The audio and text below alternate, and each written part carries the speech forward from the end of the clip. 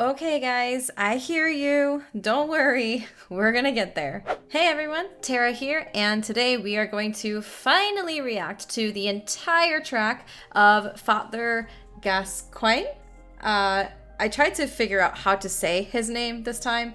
A lot of people are saying it's Gascoigne, which doesn't really seem right to me, just based on how it's spelled. It should be like Gascoigne or something. I don't know. Papa G. We're gonna go ahead and watch his boss fight. Hopefully the entire track will be in this. I'm assuming they're gonna show both phases. It is about 4.5 minutes long.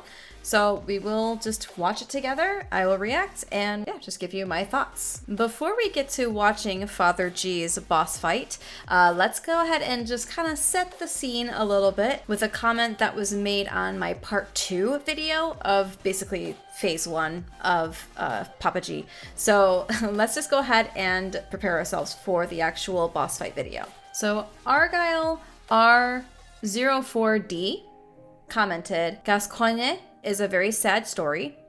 The player is a hunter, but a very new hunter. He's a hunter who has been hunting beasts much longer and whose constant exposure to the blood of the beasts and the violence of the hunt has driven him slowly mad. He has a daughter and a wife, and his wife keeps a music box close at hand to play their favorite song to call him back to his humanity. By the time the player encounters him, he is teetering on the edge of beasthood and madness. On this particular night of the hunt, his wife had forgotten the music box. The player can find her corpse in the boss arena, and the player can also find his daughter and get the music box from her if they can find her house before encountering Gascoigne. Sadly, he is now too far gone to respond to the song and return to himself, and it only serves to cause him to stagger in mental anguish.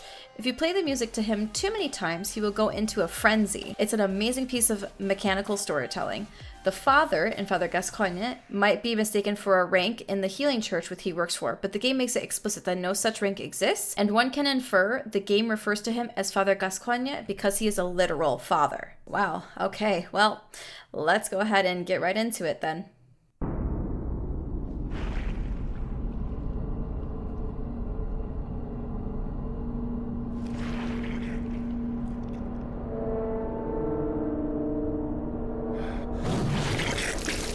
Oh.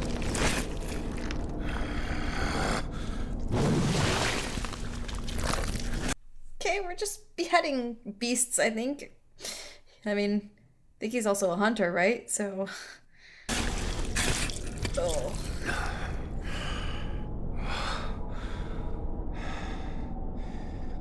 Beasts all over the shop. You'll be one of them, sooner or later.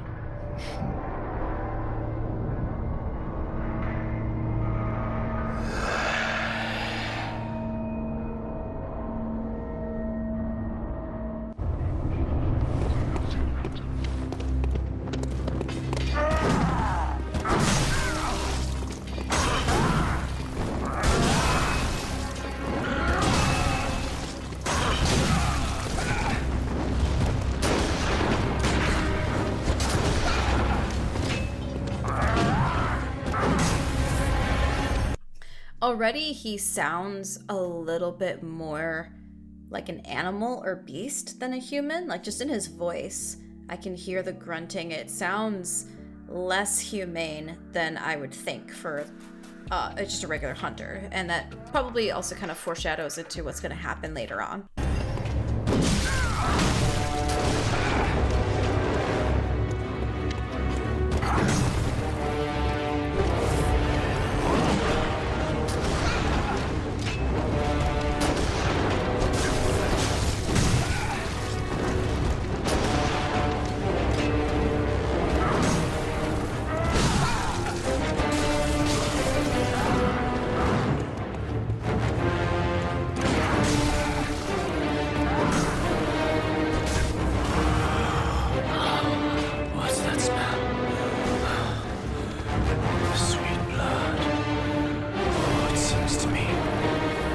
Okay, that dialogue is definitely helping, feeding into the emotion and how the game wants you to feel at this point. Like, sweet blood, it sings to me. Yeah, he definitely wants our blood. And again, more foreshadowing into what might happen next or what should happen next based on your guys' comments. It's enough to make a man sick.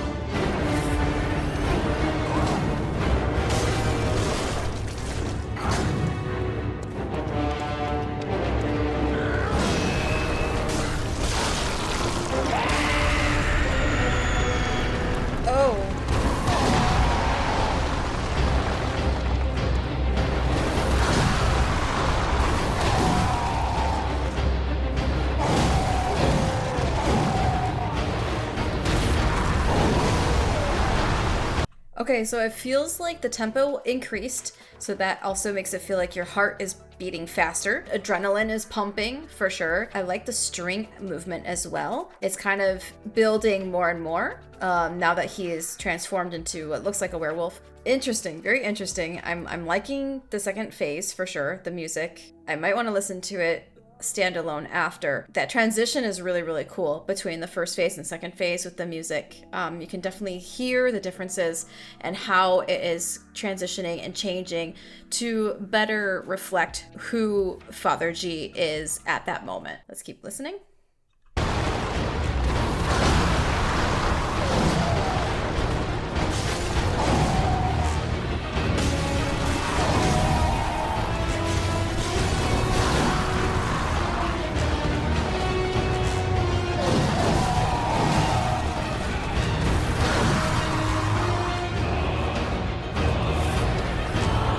So he's like the last, what, maybe 10 or less % of life, and now you're hearing a choir come in. So again, more adrenaline, like you almost have him, right? You're like almost there in beating him. And the music is getting more layered and more complex and just kind of even more like incredible because you're getting towards the end of defeating him.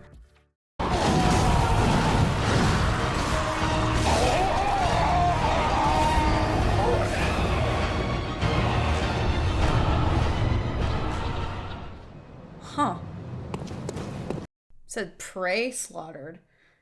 Wow. Alright, now let's listen to the track itself without the boss fight. I'm gonna play it from like the transition part into the second phase, because I know I listened to the first phase in a previous video, and so I'm just trying to go full circle here and make sure that I listen to the entire thing. So let's just start from basically that transition from first phase to second phase.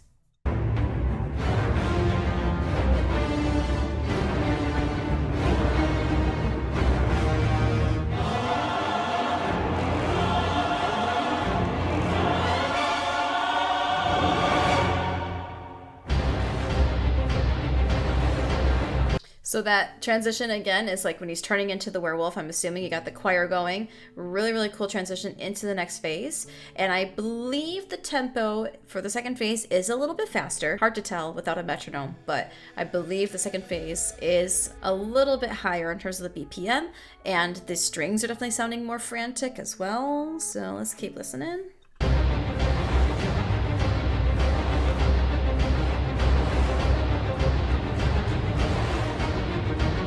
Right?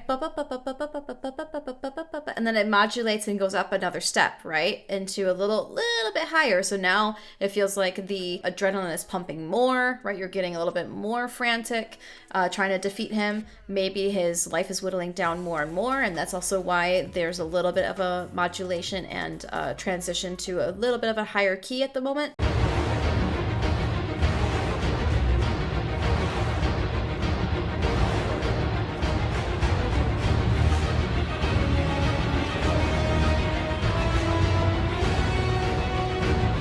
Got more horns interjecting as well, kind of doing this melody in the left ear.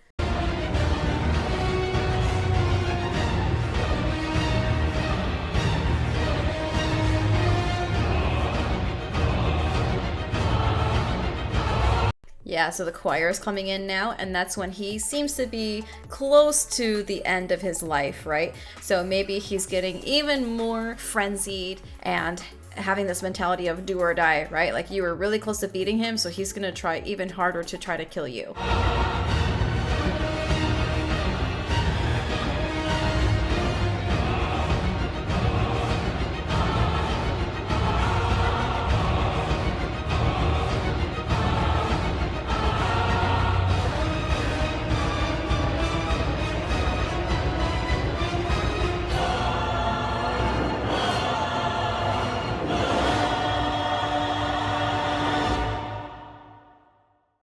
Dang, okay.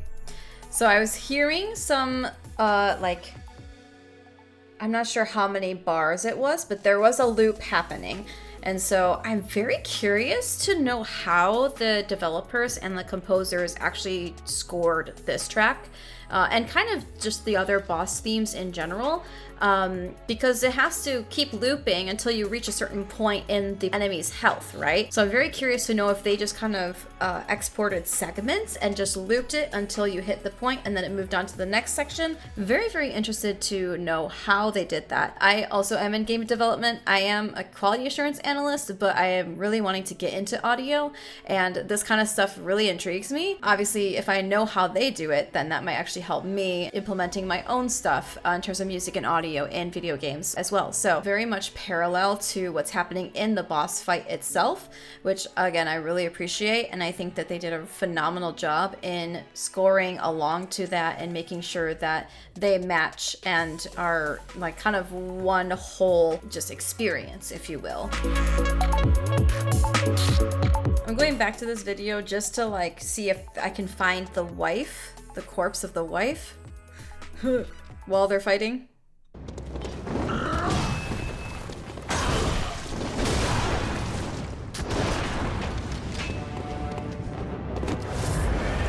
Okay, like, how long has she been dead, though? It was just that night, right? So she wouldn't be, like, bones already, hopefully. Because I did see a skeleton right there.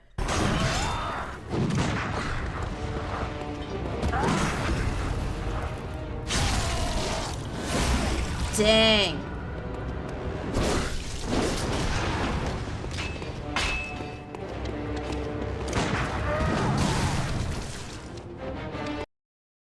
Oh, is that her? Oh, there's a lot of blood, man.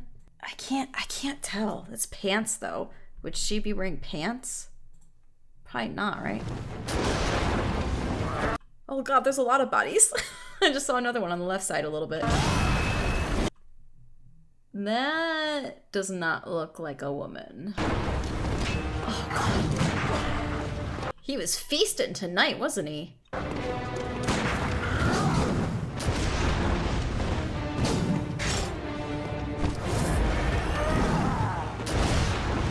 Oh, I can like barely make out what I'm even seeing on the floor there.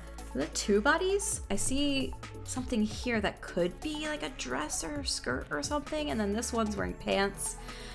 So I don't think that's gonna be his wife.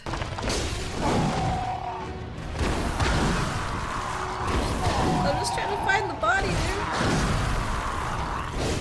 Yeah, no idea where his wife is, but apparently her body is somewhere in that arena, which is like, if you're able to find it and identify her, that's even more chilling, right? Like he literally probably just killed her before he turned around and tried to kill you. Yeah, that's real creepy, and definitely again the music is effective in portraying, you know, how you're supposed to feel when you encounter Father G. So the composers and technical audio designers and everyone who implemented the music and figured out the looping and all that stuff, like phenomenal job, because it definitely is a parallel to what's happening in the actual boss fight itself. I'm trying to think of what else we should do. Some of you guys want to do Dark Souls 3 next.